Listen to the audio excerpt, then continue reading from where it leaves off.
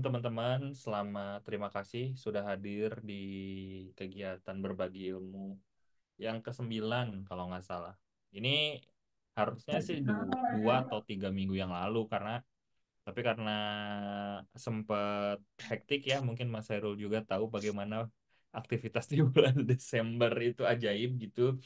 Jadi makanya delay akhirnya baru bisa terlaksana sekarang. Mudah-mudahan aktivitas kali ini tuh mengawali kegiatan berbagi ilmu yang selanjutnya gitu. Jadi ini jadi start awal di tahun 2024 karena ini jadi berbagi ilmu yang pertama di tahun 2024.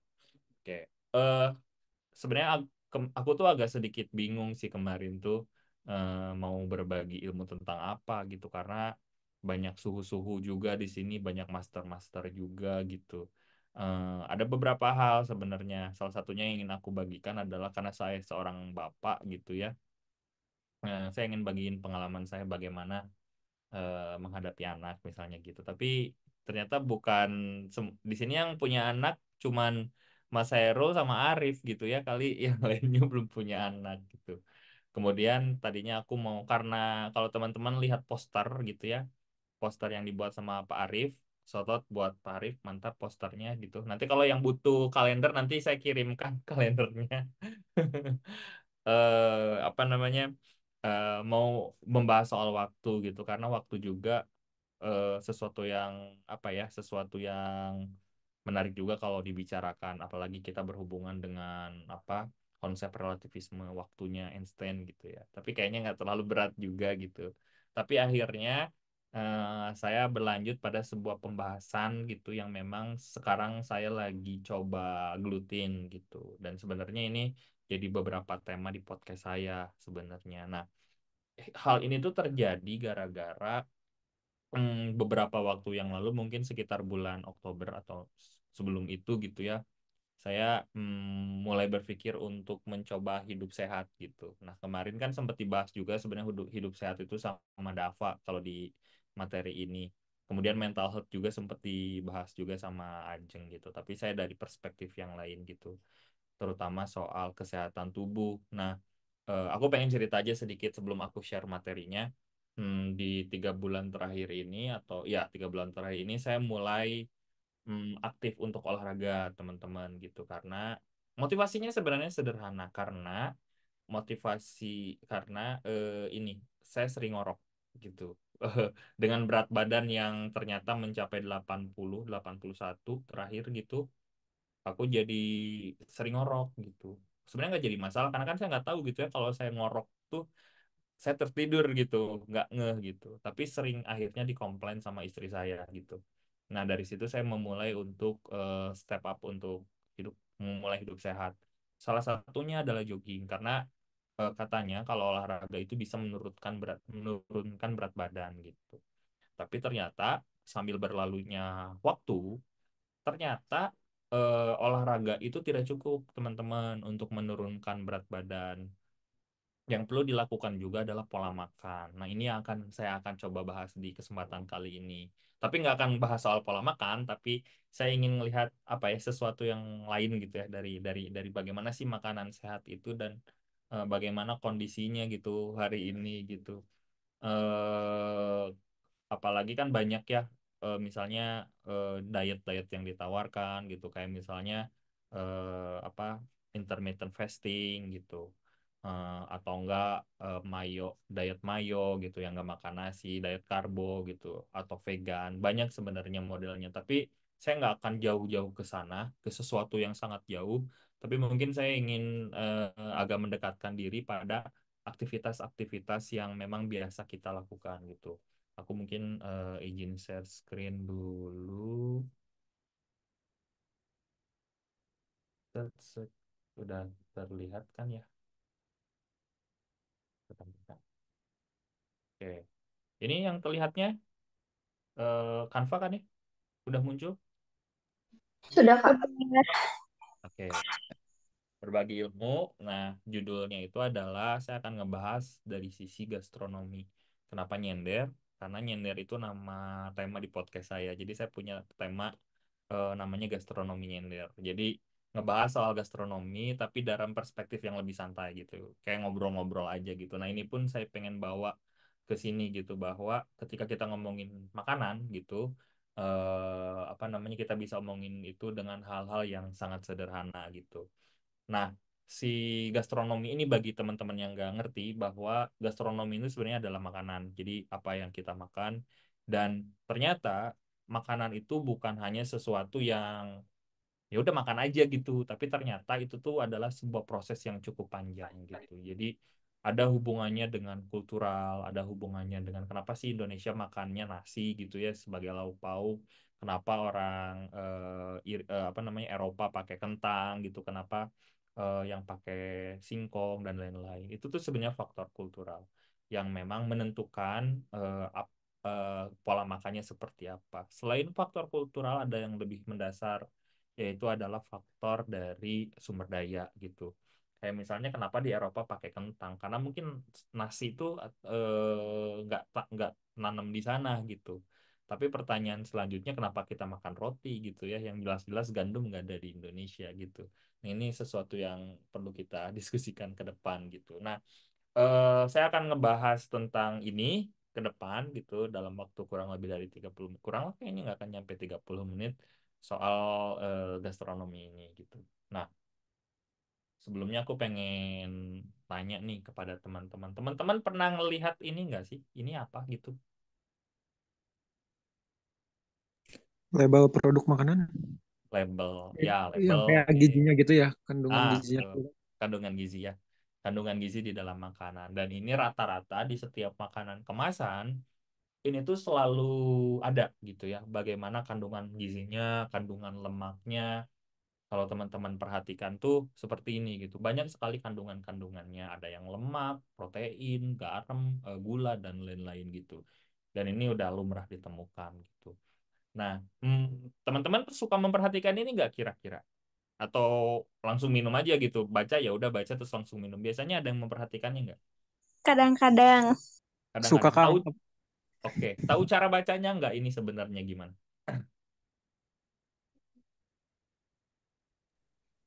Ada yang tahu nggak cara bacanya tuh ini gimana sih gitu?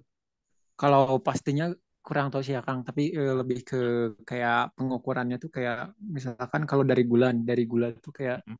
tiga 32 gram tuh sama dengan kayak 3 sendok atau berapa kalau gitu. Kalau nggak salah. Oke, oke. Sip, sip. Jadi dibaca dari situnya nih. Aku ada sedikit tips gitu.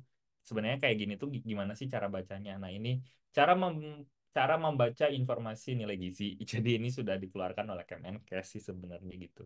Jadi kalau misalnya teman-teman lihat, biasanya kan standarnya tuh kayak gini ya, si apa tampilannya kalau di dalam makanan itu. Informasi nilai gizi, takaran saji. Nah, ini umumnya katanya, kalau ketika melihat takaran saji ini, umumnya informasi nilai gizi suatu produk berdasarkan pada satu kali penyajian, teman-teman. Jadi, informasi-informasi yang ada di bawah ini, yang misalnya berapa persen atau berapa gram, itu tuh adalah informasi untuk satu kali penyajian. Jika mengkonsumsi produk tersebut lebih dari satu kali penyajian, maka kontribusi jumlah asupan kalori dan semua nutrisi yang ada dalam produk tersebut akan lebih tinggi.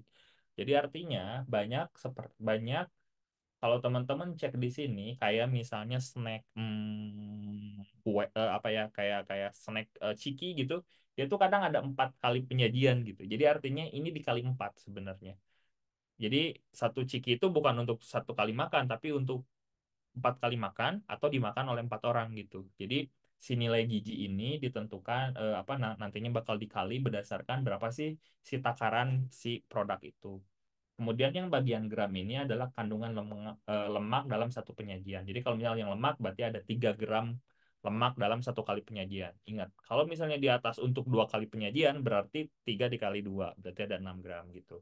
Dan begitu selanjutnya. Kemudian ada di sini persen AKG. Persen AKG itu adalah angka kecukupan gizi memberikan informasi kontribusi produk tersebut terhadap kebutuhan sehari-hari. Jadi ini dia ngitung kebutuhan gizi manusia tuh berapa persen sih gitu. Jadi ada yang bilang di sini, misalnya yang ini contohnya 4% untuk kebutuhan lemak satu orang gitu. Kemudian ada kandungan gula dalam satu kali penyajian. Sama ini juga kandungan gula. Kemudian di sini angkanya. kandungan natrium dalam satu kali penyajian. Nah, ini yang perlu teman-teman pahami bahwa ternyata cara bacanya seperti itu. Banyak misalnya ada makanan yang oh gulanya sedikit nih, cuman 12 gram gitu. Padahal di sininya 4 kali penyajian. Jadi sebenarnya 12 dikali 4 gitu. Jadi untuk satu kemasan itu dia bisa berkali-kali. Dan ini sebenarnya yang kadang-kadang luput sama banyak orang gitu. Nah, kita akan diskusikan itu. Kenapa ini menjadi sangat penting dan harus kita perhatikan. Tapi sebenarnya pada faktanya kita kan tadi udah melihat bahwa ada informasi nilai gizi. Tapi kalau teman-teman lihat lagi, teman-teman cek hari ini, search aja di Google gitu, pada faktanya banyak perusahaan nakal. Banyak perusahaan yang dia mencantumkan nilai gizinya itu tidak sesuai dengan yang ada pada sebenarnya. Ini beberapa yang aku kutip sih sebenarnya. Ada banyak, tapi kan aku nggak terlalu sempat juga mengutip banyak berita. Kayak misalnya fenomena penipuan kandungan protein dalam suplemen. Dalam kandungannya ABC, hasilnya apa. Kemudian yang paling ramah, yang paling viral itu tuh si Dennis, dia melakukan penyajian atau pengujian lab pada beberapa sampel makanan. Yang misalnya di situ nol gula gitu. Tapi pada nyatanya adalah dia mengandung 20 gram gula. Misalnya nol lemak tapi mengandung berapa gram lemak. Nah, ini adalah sesuatu yang cukup paradoks. Paradoks itu dalam artian di satu sisi banyak teman-teman yang nggak memperhatikan kandungan nilai gizi di belakang, kemudian banyak juga yang di depannya tuh nggak memperhatikan, banyak perusahaan yang nakal sehingga menyebabkan orang-orang tuh jadi kecukupan gizinya tuh jadi nggak optimal atau malah jadi berlebihan. Yang misalnya dia pikir oh gula cuma 10% di informasinya atau zero sugar. Nah, ini teman-teman kan suka ngelihat produk-produk zero sugar, healthy food dan lain sebagainya gitu. Padahal sebenarnya dari hasil si teman-teman bisa cek Dennis Guido, nanti cari aja hasil dari pengujian-pengujiannya dia. Ternyata itu bikin kita tercengang gitu bahwa sebenarnya banyak perusahaan-perusahaan yang apa ya, yang nggak bertanggung jawab gitu dengan apa yang dia sajikan gitu. Karena itu tujuannya gitu, mereka mencari pasar-pasar agar mereka menjadi lebih sehat gitu. Sorry, pasar-pasar ya orang-orang yang ingin menjadi lebih sehat itu jadi pasar mereka gitu. Sehingga yang terjadi adalah ya mungkin ini jadi penipuan publik gitu. Ini yang terjadi gitu. Jadi ada fakta yang menarik gitu ya. Kemudian nah, tadi kalau misalnya kita ngomongin soal banyak banyak sih kan tadi ada lemak, ada apa, tapi saya akan fokus pada satu hal gitu. Gula. Contohnya ini hanya sebagai contoh. Kita ngobrol soal gula gitu bahwa misalnya tadi Rian cerita bahwa ada batas maksimal gitu orang dewasa. Nah, ini saya coba ngambil dari Kemenkes bahwa apa per orang per hari itu dia maksimal itu 50 gram gula konsumsi seharinya ya. Apa namanya untuk satu berarti kurang lebih berapa sendok makan tadi 4 sendok makan. Jadi teman-teman di sini nih yang mau hidup sehat nih yang sudah jogging olahraga tapi masih mengkonsumsi gula, boleh gula tuh boleh dikonsumsi gitu. Tapi ada batas maksimal. Batas maksimal adalah 4 sendok makan. Nah, ini kalau misalnya kita apa ya namanya tuh tidak memperhatikan kandungan gula pada minuman kemasan gitu, mungkin kita bisa berlebih makan gula atau misalnya ada perusahaan-perusahaan nakal yang tadi gitu, sehingga kita bakal mengalami apa kelebihan makan dan itu menjadi sangat berbahaya. Nih, misalnya teman-teman ini aku screen capture dari beberapa produk. Ini yang atas itu apa teh pucuk. Nah, siapa nih yang suka makan teh pucuk? Teh pucuk itu dia 18 gram. Tapi dalam satu gelas teh pucuk kurang lebih 6 takaran saji. Jadi 18 dikali 6. Berapa ya kira-kira Mas Herul? Kurang lebih 60 80-an lah ya.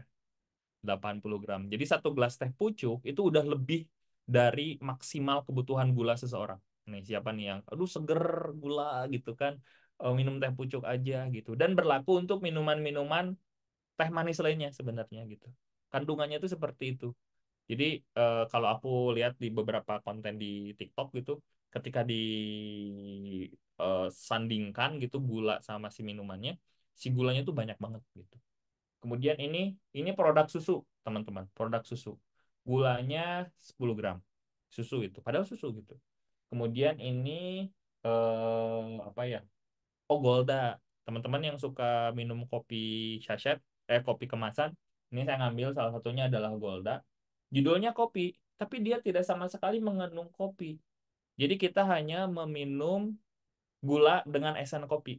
Nah, jadi bagi teman-teman yang sok-sok, wah aku minum ini apa sok-sok minum kopi gitu ya di Indomart gitu. Kalau sebenarnya itu kopi, itu bukan kopi, itu gula yang mengandung esen kopi. Karena gulanya tuh dia cukup tinggi 19 gram plus karbohidrat 31 gram. Di mana karbohidrat ketika diubah di dalam tubuh menjadi glukosa sebenarnya jadi gula juga gitu. Jadi cukup tinggi juga gitu. Nah, ini yang apa namanya yang ada di pasaran. Kemudian ini kelihatan nggak ya? Ini ada Good Day. Good Day itu dia mengandung gula sekitar 19 gram. Itu hampir sama dengan Golda. Jadi sama. Jadi hampir semua minuman-minuman kopi yang ada di pasaran, yang ada di Indomart sebenarnya itu adalah minuman gula dengan essence gitu. Nah, kemudian kalau yang ini, nah ini yang cukup menarik sih. Ini adalah Coca-Cola Zero. Tahu kan ya teman-teman Coca-Cola Zero? Di labelnya dia tuh nol, dia nggak ada gulanya katanya. Tapi ketika diuji sama Daniel itu tuh ada gulanya, ada 20 gram gula dalam satu kemasan si Coca-Cola Zero ini. Jadi sebenarnya hampir semua kalau teman-teman melihat, nah ini landscape apa ya kira-kira? Ini adalah landscape Indomart. Jadi kalau teman-teman main ke Indomart gitu atau Alfamart, ini tuh semuanya semuanya tuh kayaknya mengandung gula, nggak ada yang nggak mengandung gula. Jadi bagi yang berencana untuk diet, apa namanya, mengelola kesehatan lebih baik, makan pola sehat gitu, perhatikan lagi. Ini tuh kenapa ya? Kenapa ini aku share kepada teman-teman? Karena saya ngalamin keresahan juga. Bukan keresahan, keresahan gitu. Dan keresahan ini harapannya bisa menular ke teman-teman gitu. Yang tadinya dulu ketika saya jajan di Indomart beli mogu-mogu gitu kan, beli susu gitu kan, dengan senang dengan enak aja ambil ambil gitu. Hari ini saya kalau ngambil tuh dicek. Meskipun sebenarnya tadi kita ngelihat Daniel memberikan fakta yang lebih mencengangkan gitu bahwa banyak perusahaan nakal, tapi setidaknya saya ngelihat takaran sajinya itu berapa, kemudian kandungannya apa aja. Karena ternyata semuanya itu gula, gula, gula, gula, gula, gula. Di mana-mana tuh gula gitu. Dan kenapa sebenarnya gula menjadi penting diperhatikan gitu? Karena ada beberapa fakta teman-teman soal gula. Yang pertama, gula itu menyebabkan kecanduan. Jadi, kenapa semua makanan, terutama untuk anak-anak gitu, dikasih gula? Agar anak-anak terutama dan kita itu tuh jadi kecanduan. Jadi pengen beli lagi coki-coki, caca, makanan coklat, semuanya itu pakai gula gitu. Minuman udah jelas gitu. Agar karena si gula itu memberikan efek kecanduan. Bahkan Pocari Sweat, minuman kesegaran itu ada gulanya. Karena gula yang bisa apa ngasih kecanduan. Ada sebuah artikel tentang bisnis gula gitu di Eropa. Nah, itu menunjukkan bahwa si perusahaan-perusahaan besar itu menginginkan agar kita sebagai konsumen kecanduan sama produknya. Nah, kecanduannya itu ya daripada dikasih narkoba gitu, kasih aja gula karena dia punya efek kecanduan juga gitu. Karena ketika kita makan gula, maka akan muncul yang namanya enzim dopamin gitu. Nah, dopamin itu ngasih kita kebahagiaan. Kebahagiaan itu yang bikin kita kecanduan gitu. Jadi, gula itu ternyata menyebabkan kecanduan. Kemudian yang kedua adalah meningkatkan resiko obesitas. Karena kalau berlebihan tadi maksimal adalah 50 gram, 4 sendok makan. Kalau berlebihan itu bisa meningkatkan resiko obesitas gitu. Karena semakin banyak gula, gula, gula, gula. Gula itu ketika di mana? Di dalam tubuh kita kalau tidak dipakai dia bakal berubah jadi lemak. Gula itu sebenarnya untuk energi sebenarnya. Karena makanya kalau teman-teman zaman dulu orang tua kita kalau jogging atau olahraga kemudian lemes gitu, minum gula. Ya karena gula bisa ngasih energi. Tapi ketika gulanya nggak dipakai, dia bakal jadi lemak. Dia bakal numpuk, numpuk, numpuk, kemudian dia bakal eh, jadi lemak gitu. Nah, begitupun si kolesterol, kolesterol pun dipacu sama gula. Karena gulanya numpuk, kolesterol dipacu juga untuk berupaya terlalu banyak lemaknya dia semakin meningkat juga gitu dan itu yang menyebabkan apa namanya berbagai macam penyakit gitu. Kemudian yang ketiga adalah fakta yang lain adalah gula tersembunyi di setiap makanan. Kalau teman-teman lihat apa namanya yang tadi kalau balik lagi ke slide sebelumnya gitu, ini hampir semua makanan yang ada di Indomaret gitu itu tuh adalah mengandung gula gitu. Bahkan mungkin makanan yang kita makan sehari-hari gitu, nasi, kentang, mengandung gula. Meskipun itu karbohidrat, tapi dia diproses menjadi glukosa, jadi energi gitu. Dan kalau misalnya si glukosa itu nggak digunakan, maka bakal menumpuk jadi lemak gitu. Kemudian yang menariknya juga, yang keempat, efek toksik pada gula tuh dan alkohol itu sama. Jadi dia ngasih toksik yang sama antara ketika kita minum satu gelas gula gitu dengan satu gelas alkohol itu tuh toksiknya hampir sama gitu. Eh, Kebayang kan kalau anak kita makan gula, toksiknya, racunnya itu sama dengan ketika kita ngasih alkohol. Jadi kurangin anak kita makan gula gitu. Kemudian yang kelima adalah ini bagi yang usia 30 yang metabolismenya sudah mulai menurun, gula secara khusus menimbulkan lemak pada perut. Jadi dia tuh si lemaknya tuh bakal ditimbun di perut. Nggak di punggung kayak unta, nggak. Tapi langsung si gula itu bakal ditimbun di dalam perut gitu. Jadi ini tentang gula, belum yang lain ya, belum soal lemak, belum apa gitu. Jadi sebenarnya ketika kita salah gitu melihat kandungan gizi dan kita nggak ngerti soal itu, kita bisa mengkonsumsi sesuatu yang berlebihan gitu. Yang efek-efeknya adalah balik lagi buat kesehatan dan itu yang perlu kita apa ya waspadai bersama gitu. Nah, kemudian ketika kita ngomongin tadi contohnya adalah gula dan kandungan gizi, kenapa sih hal ini menjadi sangat penting bagi kita gitu? Karena teman-teman, kalau teman-teman cek lagi bahwa satu dari tiga balita Indonesia itu dia menderita stunting, kekurangan gizi. Kalau anak-anak di seluruh Indonesia atau kita nih sebagai orang dewasa nggak memahami bagaimana sebuah kandungan di dalam makanan, maka rantai stunting ini nggak pernah selesai. Angka stunting akan terus tinggi gitu di Indonesia karena kita kurang mendapatkan yang namanya literasi gizi. Dari mana sih kita mendapatkan informasi soal gizi? Dari tadi juga saya tahu karena saya cari materinya gitu. Apakah orang tua kita pernah? Saya rasa kalau orang tua saya gitu kayaknya enggak deh. Dia hanya melanjutkan apa yang sudah diajarkan oleh orang tuanya gitu kepada kita. Yang akhirnya adalah rantai-rantai pengetahuan itu nggak berlanjut. Bahkan untuk membaca kandungan gizi pun yang ada di dalam makanan saya nggak bisa, saya nggak tahu. Saya tahu karena saya akhirnya nyari tahu gitu gimana sih caranya gitu, ini tuh apa sih maksudnya, apa yang terjadi gitu. Dan ini menjadi sangat penting. Ini bukan isu yang ya bukan isu yang ecek-ecek gitu tentang pemahaman ini gitu. Ketika teman-teman lebih jauh lagi gitu, ternyata kalau kita orang Indonesia nggak paham soal ini, akibatnya ya ini. Salah satunya adalah kekurangan gizi, yaitu stunting gitu. Dan rantai stunting nggak akan pernah selesai kalau misalnya kita tidak merubah cara pandangan kita terhadap makanan gitu.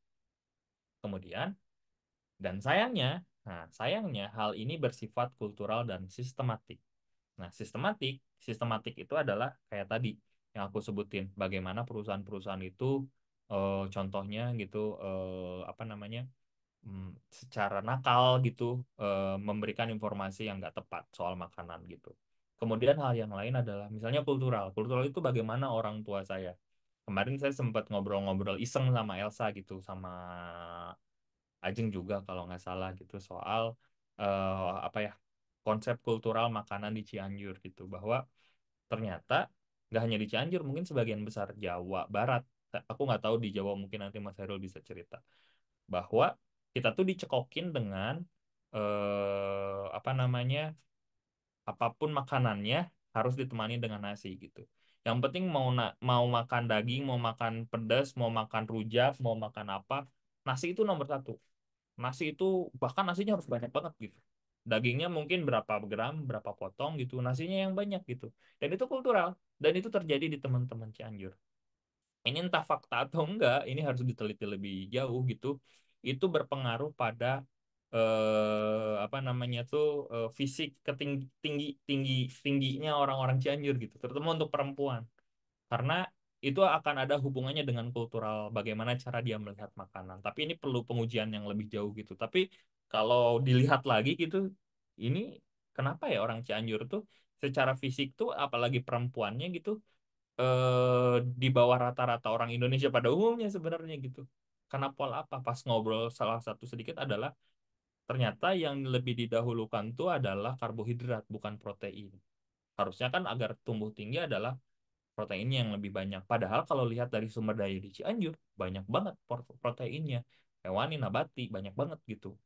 Apa namanya? Ayam, ikan, kemudian apa namanya? Sapi, kemudian domba, kambing gitu. Banyak banget gitu. Tapi karena faktor kultural gitu, makanya itu nggak bisa dihindari gitu. Kemudian faktor kultural sistematik yang lain kayak ini nih, jargon makan 4 sehat 5 sempurna. Nah, ini adalah jargon yang menurut saya sistematik. Sempurnanya tuh apa? Susu. Nah, kalau teman-teman melihat lagi sejarah sejarah jargon ini muncul di era Orde Baru, di mana nomor satu adalah nasi, nomor dua sayur mayur, nomor tiga lauk, nomor empat buah, nomor lima susu. Susu itu apa sih? Kalau kita cek lagi kandungannya, susu itu cuma kalsium. Selebihnya nggak ada lagi. Kenapa? Karena selidik punya selidik, salah penguasa Orde Baru mereka menguasai banyak perusahaan-perusahaan susu. Saya nggak akan sebutin merek gitu, tapi pada saat itu banyak para penguasa yang memang punya perusahaan-perusahaan susu gitu, dan itu menguntungkan. Nah, ini sebenarnya jargon-jargon yang sistematik, dan kita harus lebih aware lagi soal ini gitu, yang memang kadang kita tuh nggak memperhatikan hal ini.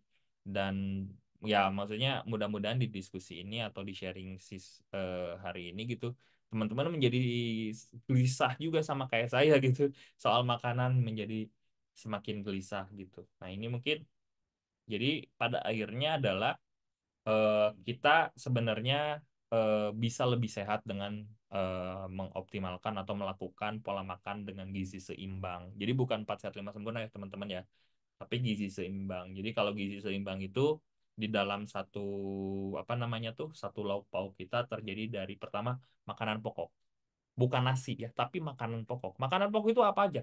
Bisa singkong, bisa papeda, bisa ubi, bisa kentang, bisa roti, apapun itu makanan pokoknya. Karena kita tahu ya pada balik lagi pada masa Orde Baru gitu, kita mengalami ada sebuah kebijakan gitu dari pemerintah kita tentang memberaskan Indonesia gitu, bahwa semua lahan di Indonesia itu ditanamin dengan beras. Semua orang Indonesia harus makan beras. Bahkan kita bahkan muncul stereotip bahwa orang yang nggak makan beras itu disebut orang miskin, yang makan jagung itu orang miskin gitu. Padahal mah enggak gitu. Itu hanya stereotip gitu. Dan pada akhirnya kita hanya berpikir bahwa sumber pangan kita hanya adalah beras. Dan kalau kita diskusi lebih banyak lagi, maka kita akan menghadapi satu apa ya, wacana tentang ketahanan pangan dan kedaulatan pangan gitu. Dan tapi nantilah kapan-kapan kita akan diskusi itu soal makanan pokok. Kemudian lauk pauk. Nah, lauk pauk itu berarti kan dia harus mengandung protein ya rata-rata gitu kan, bisa bisa tempe, tahu, daging, telur, ikan gitu. Dan ikan pun mungkin bisa dipilih. Pilihlah ikan yang memang bisa dibudidayakan, jangan ikan laut. Kalau bisa kurangin lah teman-teman makan ikan laut. Meskipun saya punya dosa-dosa makan makan ikan laut gitu, tapi kalau bisa dikurangin, kurangin makanan ikan laut. Karena ikan laut tuh nggak bisa dibudidayakan ternyata teman-teman gitu. Yang bisa dibudidayakan hanya ikan darat gitu. Kemudian buah-buahan, nah itu penting. Buah-buahan apa aja? Ada mangga, ada kedongdong, ada pisang, ada melon, ada durian. Durian bisa nggak ya? Habis makan kita makan durian. Kemudian sayuran. Nah, itu adalah konsep gizi seimbang. Jadi yang diperkenalkan itu bukan jargon-jargon apa 4 sehat 5 sempurna gitu. Sempurnanya adalah telur gitu, tapi konsep gizi seimbang. Nah, mungkin itu teman-teman sedikit sharing dari saya bagaimana keresahan saya muncul gitu tentang makanan ini, yang mungkin ketika apalagi usia saya kan udah 30 tahun gitu. 30-an gitu, kemudian anak saya 3 gitu kan. Tentunya saya pengen hidup sehat, dan tentu makanan jadi salah satu keresahan saya, dan mungkin teman-teman juga di sini yang akan memasuki usia 30 mulai segera pikirkan dari sekarang. Itu aja. Terima kasih teman-teman. Kalau ada yang mau didiskusikan, silakan kita berdiskusi. Assalamualaikum warahmatullahi wabarakatuh.